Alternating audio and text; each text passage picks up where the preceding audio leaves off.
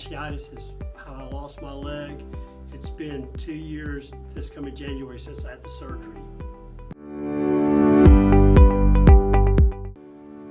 I have an ischial type of socket system with a lanyard connection device, a C-leg by Autobach that has settings with a microprocessor. I can set it for running, walking, or biking.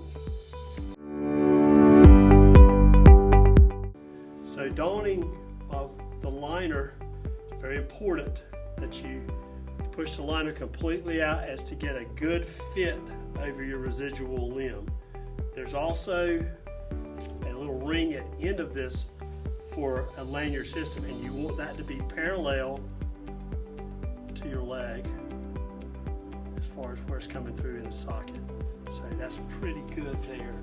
So you roll this up as not to get any skin creased or out of place.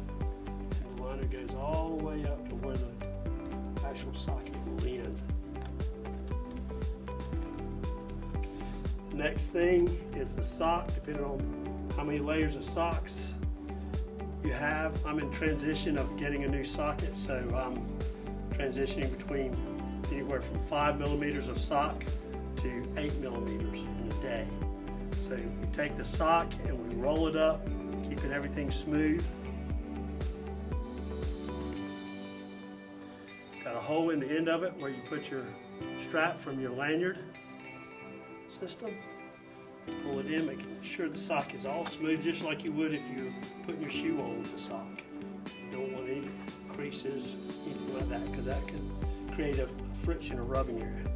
Then leg, socket in place, pull the strap through, opening at the bottom, pull it through, put the sock over the lip of my socket. Put that in place. You do have to balance a little bit, so keep that in mind, that you've got a good base. We'll step down in that, put some weight on it, making sure your pant leg, whatever you're putting on, is out of the way. Slide that on, press, kind of get some movement in there, get it all out of the way, and this pin helps secure it even more. Pull your strap up, make sure it's all nice and straight, then snap your buckle, and you're in. Doffing the socket liner. Of course you need a chair, something to sit on. We'll pull up a little bit on my sock, unsnap the buckle, take the strap out, pull that pin, pull off my leg. You could do that sitting, of course, too. And that's taking your leg off, doffing. The liner itself, just roll it off just like you put it on. And that's it. Daily challenges I have with my socket and leg are the liners and the socks that I use. In the mornings I can start off with as much as a 5 millimeter sock. By the afternoon I might have to add on another 3 millimeters to 8 millimeters. The liner itself, sweating if you're very active, that is a challenge. You need to really be aware of that. Taking it off and drying it out, and just keeping any hot spot areas, any sore areas, lubricated and or even bandaged if they get really bad. But you do want to prevent that from occurring. The big question comes up about liner care, and you see all kinds of things on different groups, like on Facebook, of what everybody's using. My prosthetist told me short and straight that just rubbing alcohol is the best thing to clean it with, and that's what I've used. I had no problem so far. So just a little spray bottle, and you spray a little bit of alcohol in the liner, and take a clean cloth, wipe it out, make sure you get it all around inside. Just go around, just wipe it like this.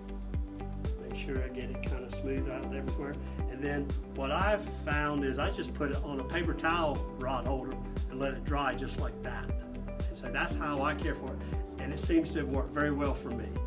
So that's basically all I do on liner care. Residual limb care is a big issue for us. One thing I've found, we all have some sort of a hot spot rubbing area, and the best thing to do there is, number one, make sure it's dry, you keep it dry, but there are different silicone gels and types of things that you can put for like a lubrication thing. This is a pretty good product. It's a silicone skin lotion. I put that on in some of those hot spots, and it keeps it from rubbing really bad. You can also use something like a body glide in places, and that works very well. That's a lot of athletes use that just period anyway. Some of the issues with a residual limb and care, you have to be careful about putting a lot of lotion on it.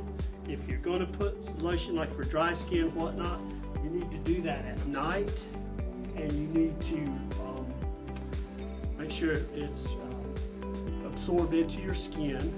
And then at night, I'll put my my shrinker right over that after I do that. And then next morning, the chance of you having a lot of oils that are going to get on your liner, which can break down your liner long term, that's the best way to do that. I don't use a lot of lotions and things like that.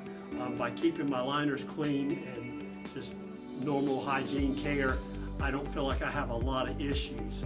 But if you're a really sweaty type person, then you might have to do things more frequently.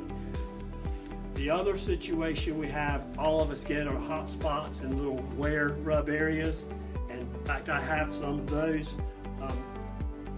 Some of the things that we do, like right here, I have a little place. It's not bad right now, but it forms a blister just like you get on your foot if your shoe is rubbing. And so I just have to be very careful. If it breaks the skin, sometimes I'll even put a little Band-Aid on it. Or the best thing is to minimize the amount of time you're wearing your prosthetic limb so that it can get proper air time healing. With the liner on, you're not going to get a lot of air to it, and therefore it might take longer for it to heal. Plus, it's just going to keep rubbing. So you definitely need to keep that in mind. Best thing is not to let it happen. Then you don't have to deal with that. But anyway, that's the best thing. And if you start feeling a place like that, a silicone type, that is the best thing you can do to keep it lubricated, and that has worked well in my situation. It's really crucial that you're aware of your residual limb and you inspect it. In fact, some people don't have normal feeling in their leg, and it's really good to have a mirror so that you can inspect all the way around the residual limb, because sometimes you might not feel something going on. And it's good to do this probably every night after you get a shower, mornings, whatnot, just to kind of inspect your leg. I've got a little bit of place that's healing up that I had a rub spot on, so I will use the silicone ointment lotion on that. And basically what I'll do with that is just put a little bit on you don't need a lot, just enough to keep it lubricated, and I'll put that just on that particular spot. I also have one up here. I would do the same, and that's all I'll do. I'll do that once or twice a day if I'm being really active, if I feel like I need to. And then if you're having problems with dry skin, that kind of thing, you put lotion on, but again, I would do that at night and put your shrinker on after that. But I wouldn't do that when you're getting ready to get up and get going, because you're still going to sweat. The oils, they will break down a silicone liner, and so that's a good thing to do at night. And that's about it on that side of things. But inspecting very frequently your residual limb is crucial to keeping a healthy residual limb. Having a mirror to inspect your residual limb is a very important tool to have. At night when you're sitting around, you can go and just take a look at your limb, areas you can't see, just inspect and make sure you don't have something coming up, and you can head off any problems sooner than later. So it's real good to have a little mirror either beside the bed, bathroom, that you can do your own self-inspection.